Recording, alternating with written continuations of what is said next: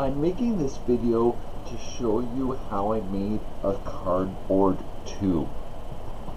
To begin, take the paper that will be the cardboard tube and apply glue to it. Do not put glue in the first section where the tube will be rolling over onto itself in the initial wrap. Then take a paintbrush and spread the glue evenly, ensuring that you're getting to both the end and the side edges. A small amount of water could be added to the glue to make it more spreadable or viscous if the glue you've chosen to work with isn't going around too well. In this video, I'm simply using school glue, which is washable, and a 2-inch paintbrush purchased from my local dollar store. The paper that you see me applying the glue onto is cardstock 110-pound paper. I've partly done this for the thickness and partly for the texture of what I'm needing in my final product.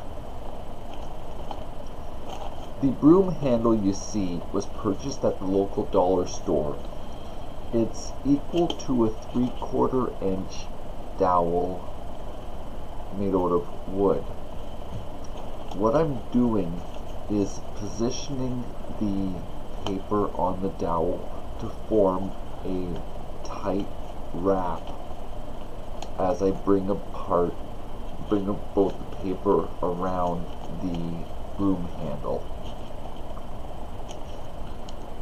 The broom handle was less expensive to buy than a piece of wood dowel at a big box store.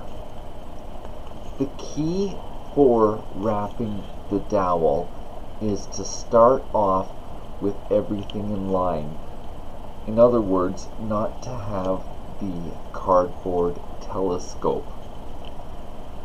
You could alternatively choose to make your cardboard tube a little bit wider and then use a scroll saw once the glue has dried to cut it down to size and cut off any telescoping ends, so you'll end up with the final dimensions that are needed for your project.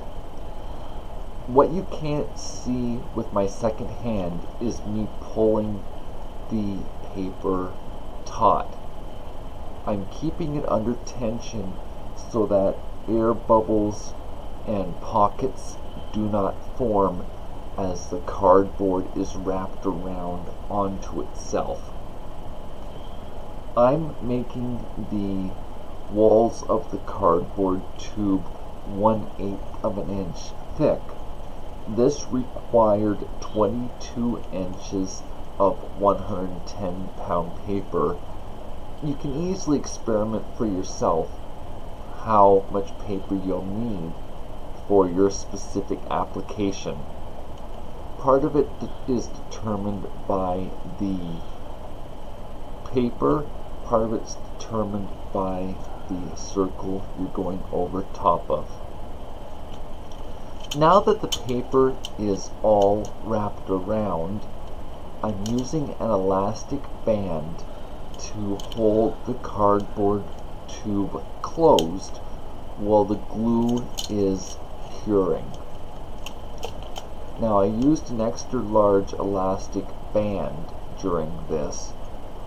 A smaller one would have been easier where I wouldn't have had to wrap it around on my hands. Both worked. It's very important to note that the broom handle is covered in plastic. This plastic prevents the glue from drying on the handle. If you don't use metal covered in plastic, you could use packaging tape instead. The last part of this is just straightening out the edges and making sure no new creases have formed.